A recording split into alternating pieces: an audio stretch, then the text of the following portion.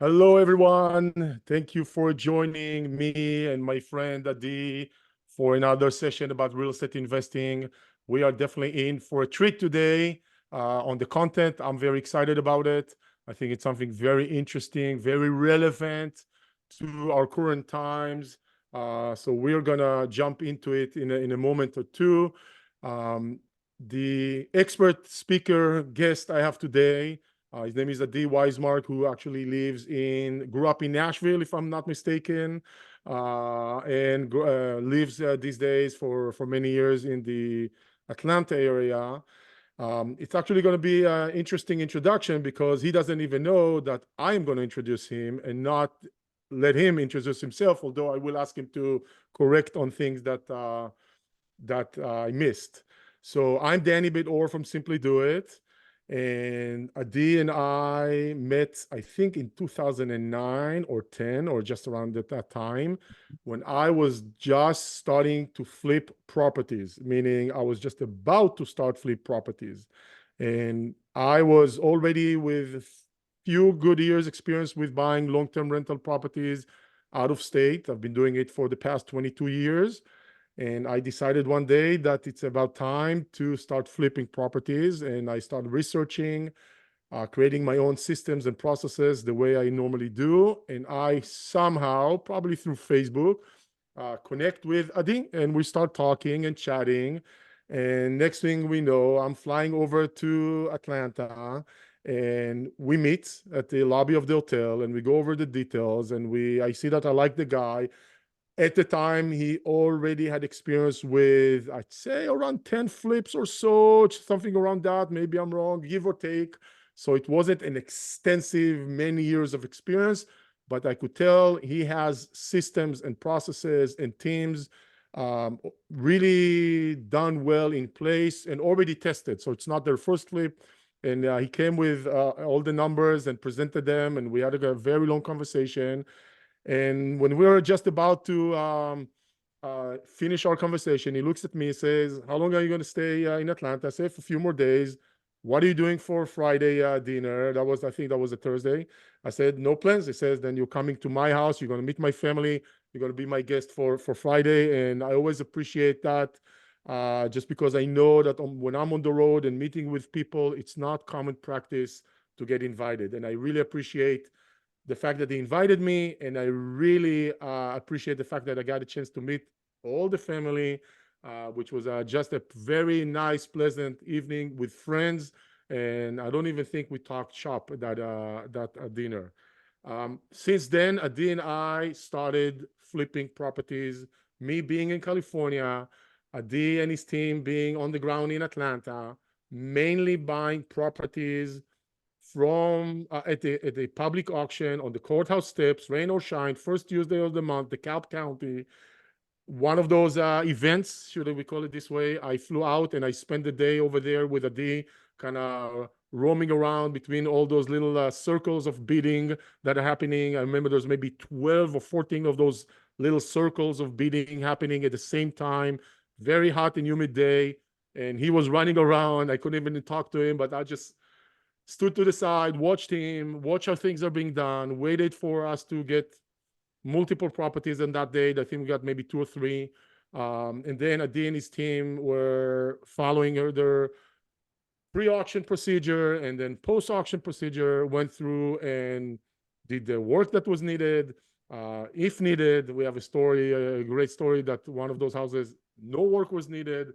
And, prepping the house, fixing up the house, and selling them. So I'm not sure exactly if we did 30 of the properties, give or take, together. I think all of them were purchased at the auction. Over time, buying at the auction was no longer feasible. And Adee and I just really made a very strong connection of working together over the years, doing different projects, doing different things. And we decided that we want to collaborate again with this new concept that Adee is leading. So he's the expert. I am the backseat helping, hoping to benefit personally and for our clients. And that's why we are here today, to share some information about this whole concept of mid mid-term rentals. We're going to talk about what mid-term rentals, MTRs, in a moment. So before we jump in and understand a little bit what MTR, and that's the purpose for this conversation, I want to turn to you, Adee, now that I took all your thunder, and say, did I miss anything important on the introduction? And maybe Tay, what you've been doing for the past 10, 15 years on your end that I did not talk about?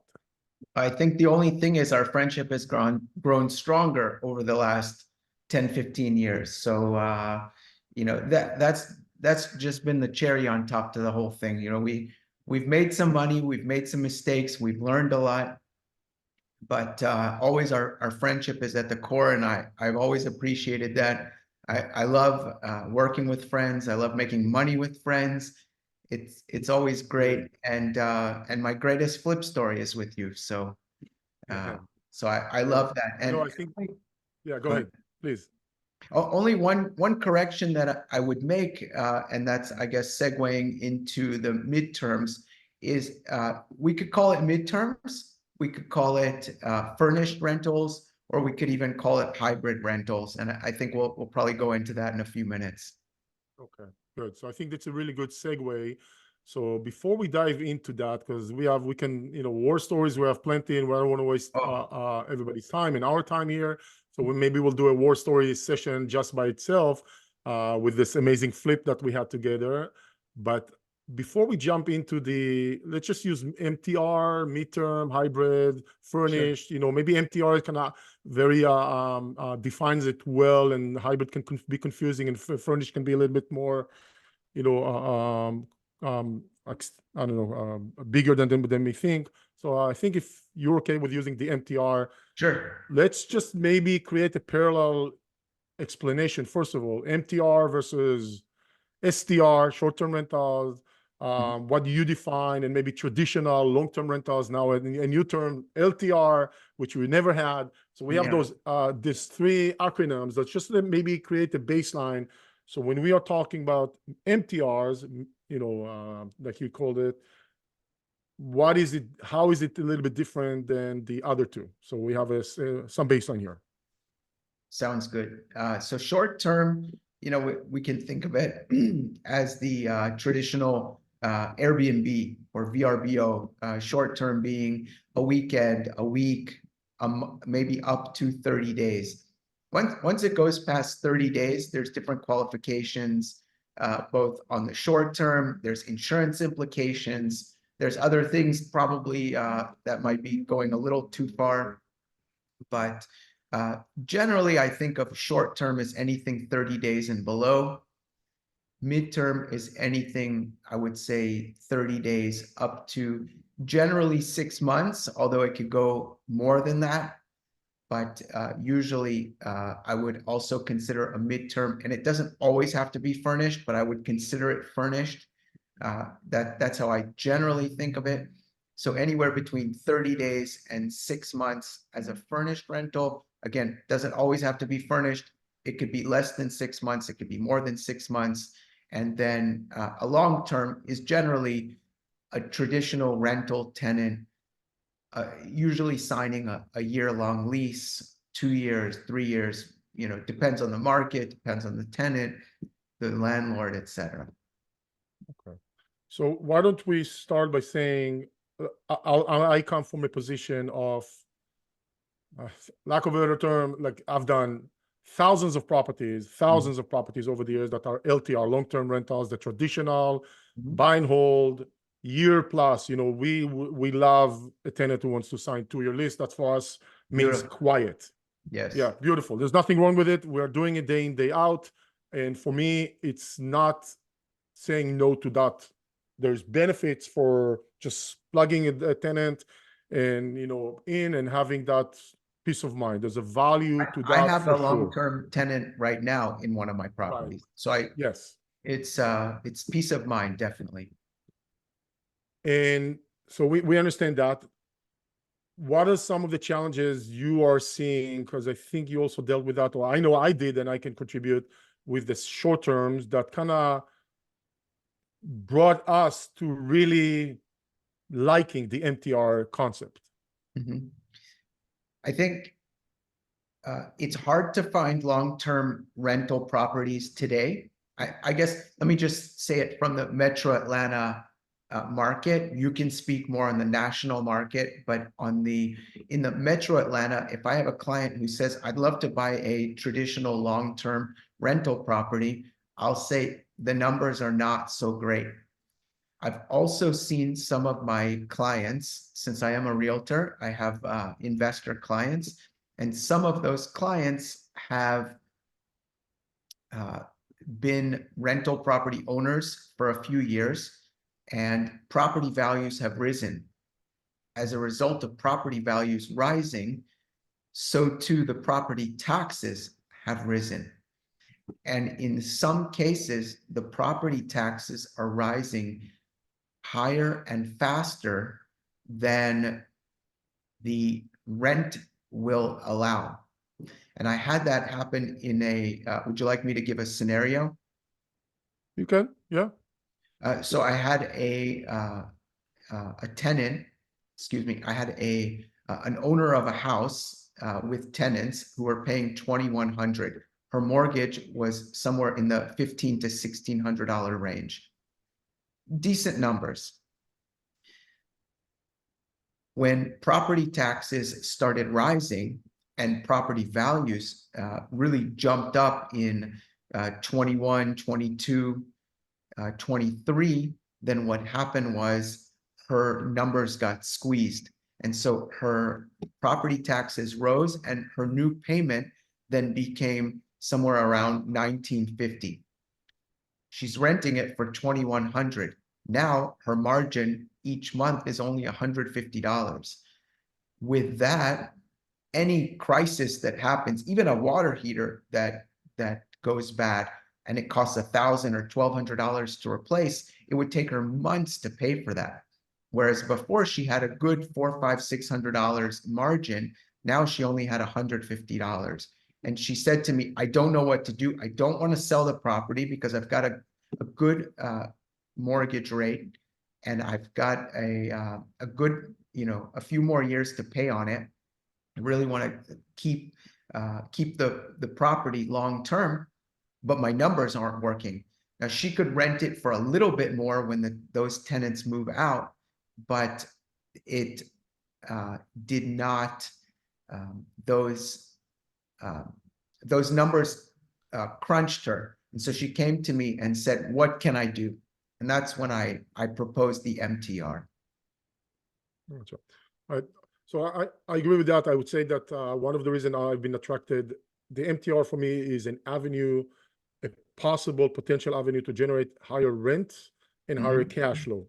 I've been doing it for 20 years on a very large scale in multiple states. So I've done more than 5,000 transactions and probably 45 metros. And so I get a good sense. And for 20 years, I am chasing the cash flow, right? Sometimes it's easier, a little bit easier. Sometimes it's less. In the category that we are operating, the upper middle class, middle class, lower middle class, it's always been a challenge.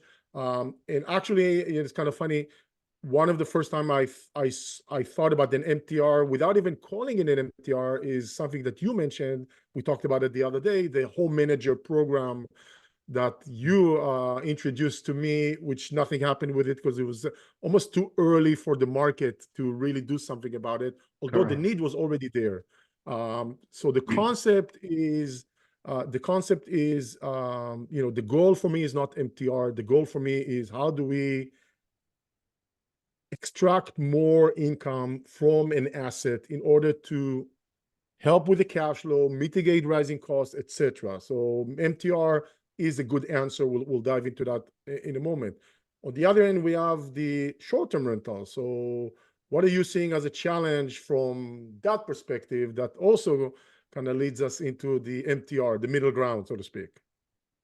So the short term is high turnover. A lot of people don't like that. I guess I'll start with the negatives first. It's very hands-on. It's really a business in itself.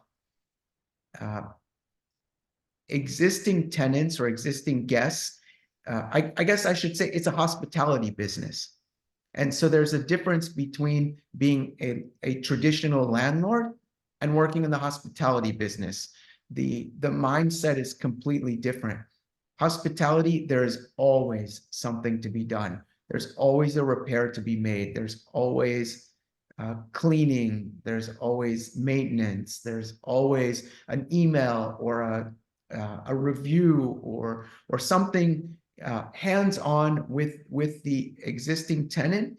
That with midterm, there are lulls in the time between when a guest arrives and a guest departs. It's not to say that I can ignore emails or communication with a guest, but with a short term, we're 24/7. Something, we want to maximize the guest's enjoyment at all times.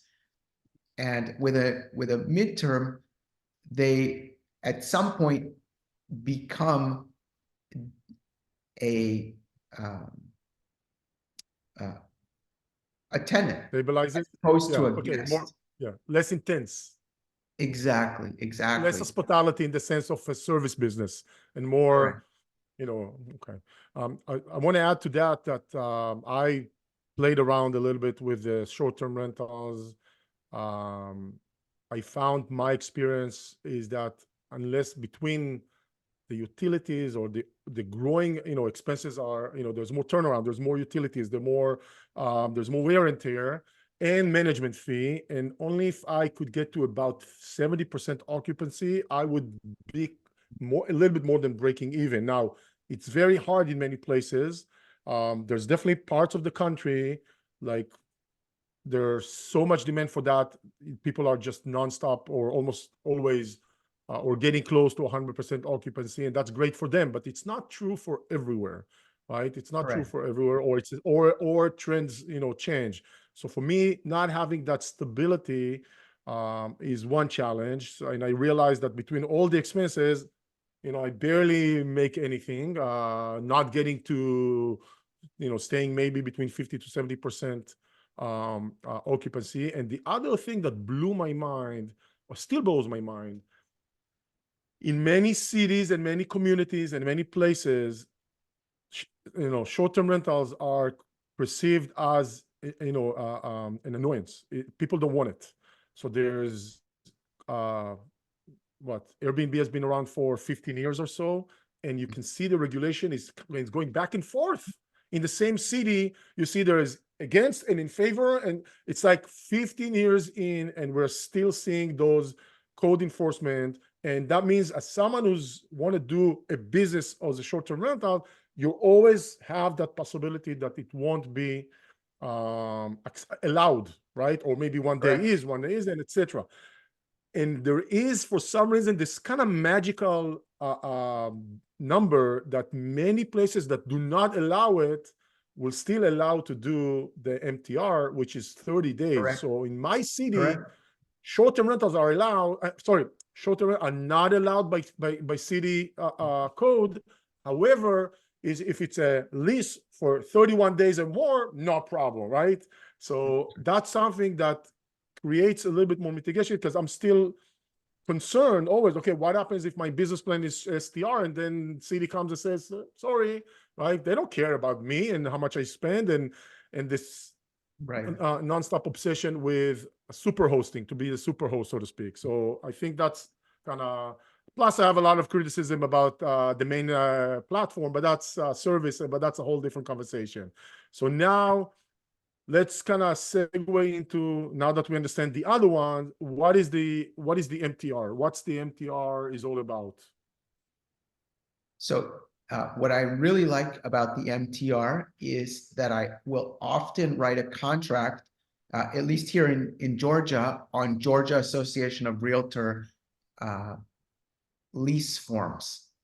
And the reason I like that is because at that point, it's like you said, it's 30 or 31 days. It's a long-term tenant, and it's still under the regular lease. It's a regular lease, not even a quote. Yes. It's a regular lease, right? I control the lease a little bit more, as opposed to if I go through the Airbnb platform, essentially the lease is signed for me. I have no control over what clauses are in there. They can change it at any time. And here I know that the Georgia Association of Realtors forms not only protects the landlord, but also protects the tenant. So everybody is a winner, so to speak, in the contract. And there are certain jurisdictions that will not allow a short-term rental like an Airbnb. So if I go 30 days or 31 days and above, at that point, I write the contract on the lease that I want to write it on, and I control it. I can control the special stipulations. I can control the per day cost. I can control the whole process. So in terms of a lease, it's a regular lease. It's just shorter period, but it's still, you're speaking from a position of Georgia. This is not just a Georgia or Atlanta thing. It can, Correct. I would put a tenant. If I were in Missouri, I could write on a Missouri contract. Right. Okay. Okay. And it will be subject to all those, lease regulation as a regular lease. It's just instead of 12 months, it's going to be 3 months or 2 months or even a month and a half.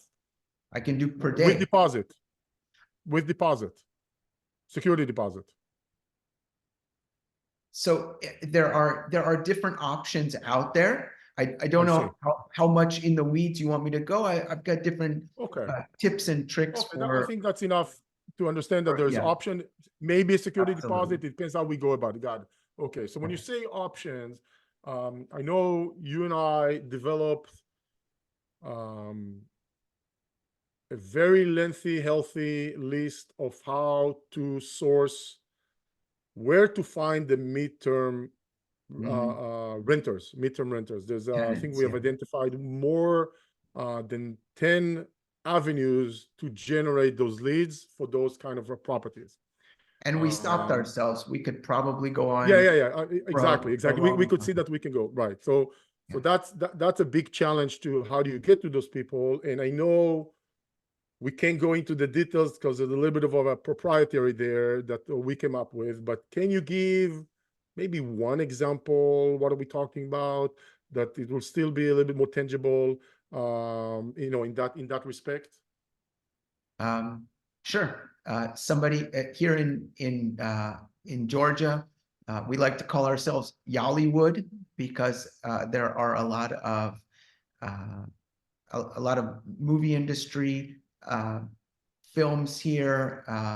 Walking Dead was filmed here. Trying to think of some of the others offhand, but there's different, lots of my colleagues who have midterm rentals will rent to people in the film industry. If it's a higher end home, it might be the actors or the main actors. If it is maybe a lower end home or there's lots of bedrooms, they might rent to some of the set builders or the electricians or the designers or some of the support staff. And so those, they don't want to stay in a hotel for 60 days or 90 days or 6 months. It gets old eating Chinese takeout from a plastic container night in, night out. They want to come home. They want to make some food. They want to sleep in a real bed. They want their space. And so the movie industry is one example of potential tenants. And also they get a per diem.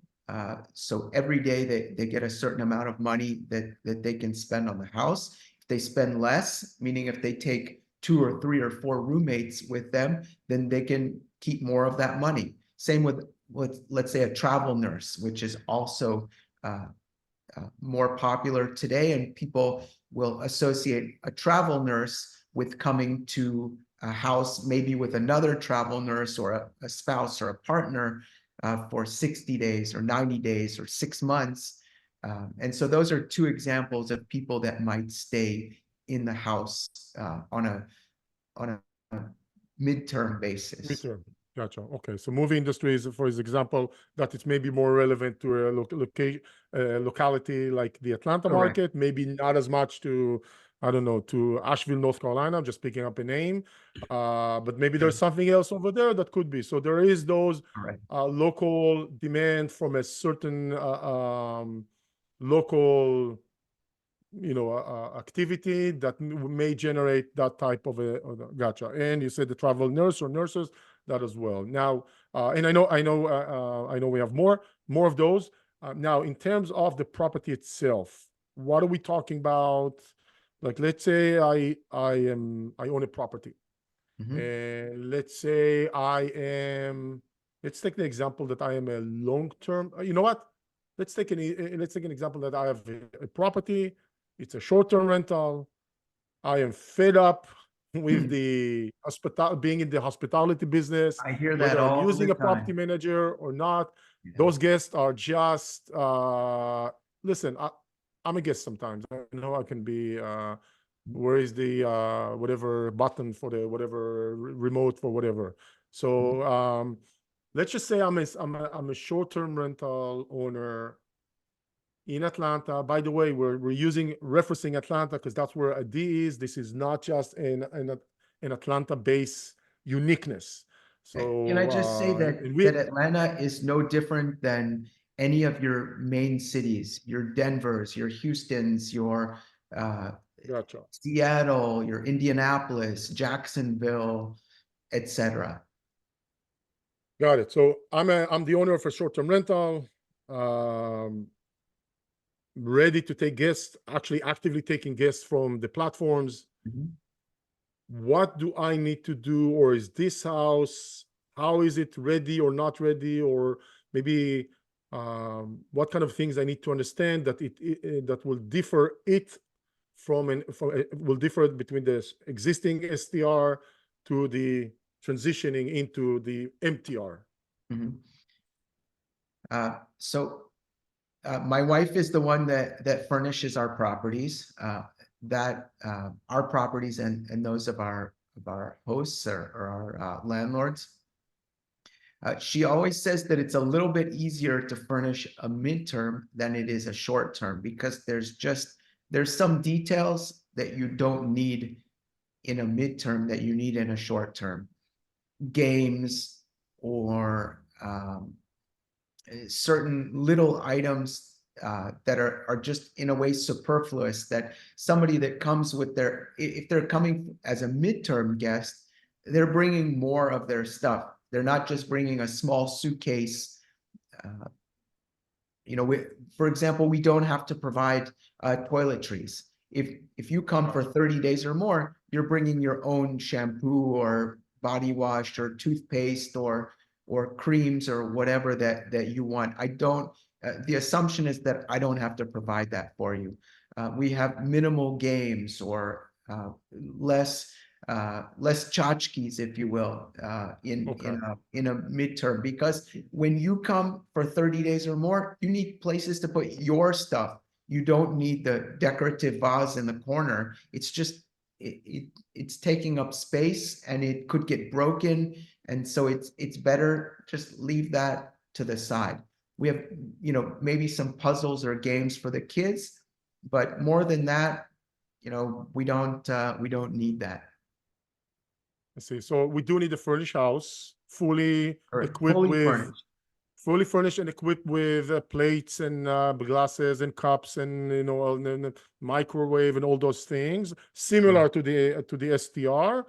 Correct. But we can maybe trim down on a few things, such as the toiletries and such as maybe the games, the tchotchkes, the baby crib or something like that. All those little things that, if it's there, probably not so bad to have them. It's not in our way, but we don't have to make the extra effort for all those little tiny things that on the STR, we probably want to take a good photo of them so people will see that, oh my God, this is an amazing house. You have to rent it because we have, monopoly board here.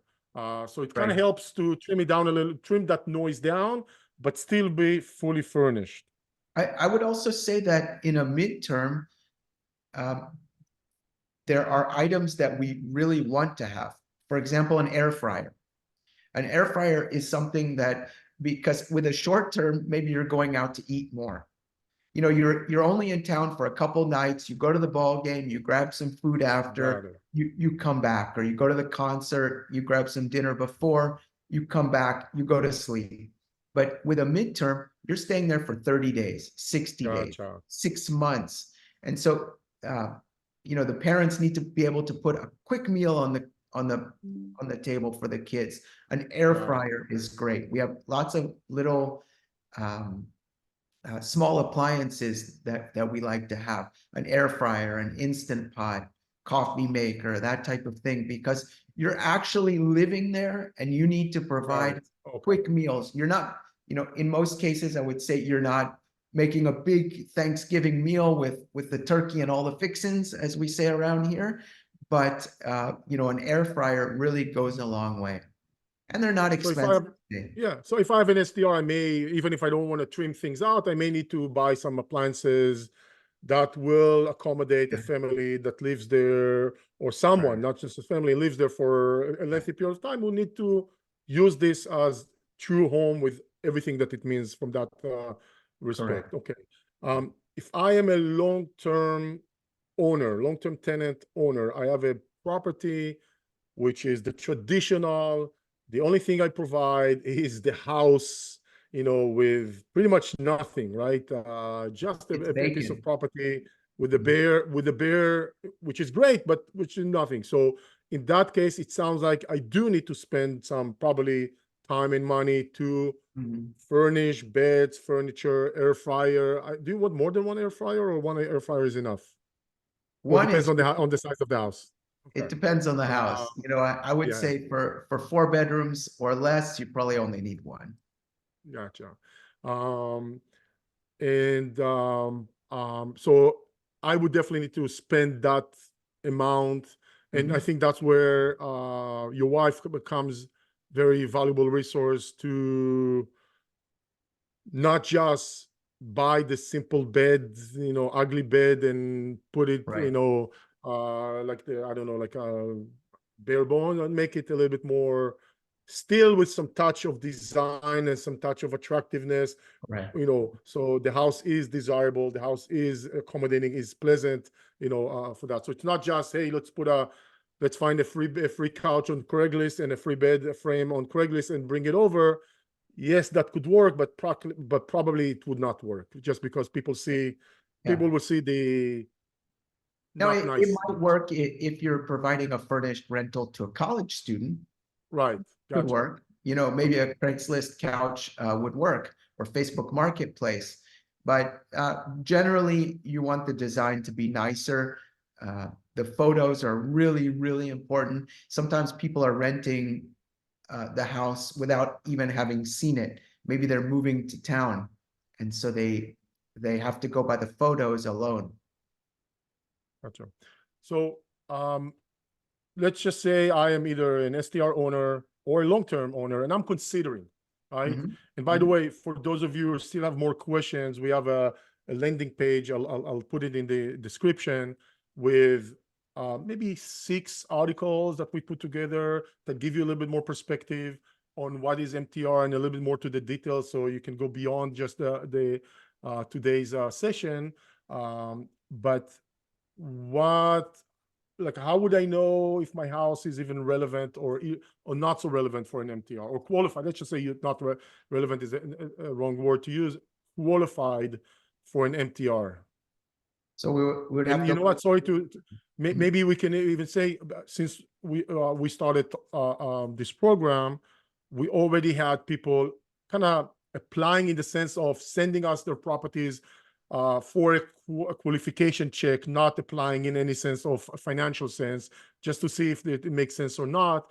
And we started getting from different parts of the country, and we can even reference to those and say, hey, here's what happened, why we disqualify the house. So maybe start by saying what you would consider qualified in general, and what were examples that we told people either don't qualify, or let's just say a more of a significant modification is needed in order to qualify it. So first of all, it's looking at the city ordinances. Can I even rent it for less than 12 months? Assuming that you could, then it's a matter of running the different number of scenarios. How much is it going to get as a short-term rental? How much is it going to get as a midterm rental? There are different scenarios. There's different formulas that we can use. I don't want to bore everybody, especially if they're driving. We'll put them to sleep. But there are, each house really needs to be looked at independently, needs to be analyzed. There's a lot of work that goes into just running those numbers, and then we can present those to the owners of the houses, and they decide. Some people say, yeah, this makes sense for me, and some people say, I just don't think it's lucrative enough, or it's not what I thought it was going to be, or I'm not ready to invest that kind of money into the house. And do you remember at least two of the recent one that we got asked to qualify, we didn't qualify, that either if you want to talk about them or you want me to talk about them, or one and one, that we can use that as an example why that didn't work. If you want to talk about the one that you went to see in your neck of the woods, and there's the one in very on the Illinois side of St. Louis, if you remember, or I can talk about this one. I'll talk about the one in my area. I went to see it, and it was set up a little bit differently than I would have set it up. I also don't think that the owner was took good enough care of the property. Just because I guess let me back up and say that he semi-furnished it and thought that was enough. So when I walked through, I saw so many holes, and once we presented those holes to him, he said, "Hold on, this is not what I thought I was getting into. It's too much money to fill in those holes. I don't want to do the maintenance that you are asking me to do." And so we parted ways. You're not talking about physical holes, but gaps or things that are missing, or maybe physical holes as well. Well, correct. So definitely gaps in what I would consider the minimum would be for furnishing a midterm. Also, some of the maintenance items, he kind of blew off. There was some water getting into the basement. We just can't have that. Right. To me, that was a red line. And I said, if there's water in the basement, there's eventually going to be mold, and we can't have tenants living in a house with mold. I would say that's an extreme case, but the fact that he was not willing to upgrade the house properly, both the house itself and the furnishings, made it not qualify for our program. Okay. I'll use another example that we looked at a single family home in a very nice community. I think it was just like middle class community, outside of St. Louis, Missouri, on the Illinois side, maybe 20-25 minutes from St. Louis. It is traditional rental at the moment. The house looks nice, nothing spectacular, but just as much as we can tell, looks really nice. The problem was for us, I think it was 4 bedrooms, if I recall correctly, and 1 full bath. And we could see that would be a challenge. The ratio between bedrooms, which indicates how many people can come to this house, and the bathroom would just not work, and it will just be discouraging. So we don't want to go through all the trouble of converting it only to realizing, oh, nobody wants this house because it lacks the additional, at minimum, half bath, at minimum. So we told the owner that in order to qualify for this program, and they did have the space, they will have to create either a half bath, ideally, a shower and a toilet. That wasn't something they were looking to do at the time, and we disqualified this house just on that ratio, because we believe it's going to could be problematic, and we don't want to waste our energy and time and the owner's energy and money for a guess, right? We want a win-win. Yeah, absolutely. We want everybody to succeed in the program. Right. So actually, let's talk about our program in general. that we are, or we are primarily thinking that long-term owners and short-term owners, right, especially those two, as well as ones that are considering buying, but those who are already in a position where they have a long-term house, a long-term rental, but they're struggling in the sense that to make to get to the cash flow, or struggling from the being in the hospitality business, or I should say suffering from being in the hospitality business. I think those are the main candidates that will say, hey, I already have the property, I already know the details, it may be furnished, semi-furnished, fully furnished, not furnished. Would you take a look at that? And we will do that. There's no cost. You just send us the information, and we'll just do an initial evaluation to see if it makes sense. If it makes sense, we'll proceed with the conversation of if this is a partnership you would like to do with us. We are really looking for houses that will qualify, because we're going to put time and energy into that until we start seeing some return on our end and the owner's end. It will take some time, so it's worthwhile for us and the owner, or at least for us, first of all, to make sure we believe it's a very strong candidate for this program of MTR. So if you're interested to even explore if this is relevant for you or not, just complete the details. I'll put it in the description, both the links for some additional information and a link to a simple form that we're just asking for the address and maybe a few little questions, no money, no credit card, no credit check, nothing like that. We want to keep it simple, and we'll evaluate and get back to you if it makes sense or not. We'll take it from there and have a further discussion about that. So that's kind of where we wanted to let you know, first of all, about this program, and it's available. And second, to share with you what's the details. And third, to offer anyone who believe it could be relevant to get in touch with us. Again, this is not a program for Atlanta. We looked at the houses so far, as much as I recall. We looked at somewhere in North Tampa, one in Atlanta, one in Truckee, California, which is near Lake Tahoe, something in North Carolina. Those are the few that I remember so far. Maybe I'm sure there's a few more that I can remember. But just to give you an example, and I'm in California, would definitely someone reach out, but not with all the full details. So I can't really say we deeply looked into that as well. So this is something that if you are debating, you're not sure, you have some questions, first of all, you can put your comments, you can send it to us, go on the website, send information, and we'll take it from there. I want to see that I didn't miss anything regarding this program here with all my questions. Yeah,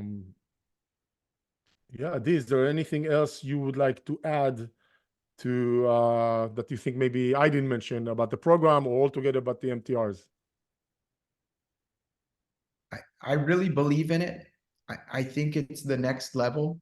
I think that especially there are people that really need our services. People need a rental property. I think in a way, short term is more of a luxury, but our midterms are very much needed. They're in high demand. I get more requests every day or every week than I can handle. And it's only because I have a lack of inventory that I would love to have more, because I hate to turn away business. Got it. Perfect. Makes sense. Good. So with that said, I want to thank you, Adee, for taking the time. I want to thank you guys for sticking with us for 45 minutes and understanding. If you have, I'm sure you do, we really love to take questions through the comments or through email, so we can respond to you and we can get kind of your knowledge and understanding to a higher level to even help you consider if this is a relevant program for you or not. And we would gladly take a look at your property if you send us the details through the link, and we will review and get back to you either with our opinion or like most of the times with some follow-up questions to clarify about few things. So thank you very much for the time. Thank you very much, Adee, for your time. Thank And you, Dani. we'll see you in another episode. Bye-bye. Sounds good. Bye.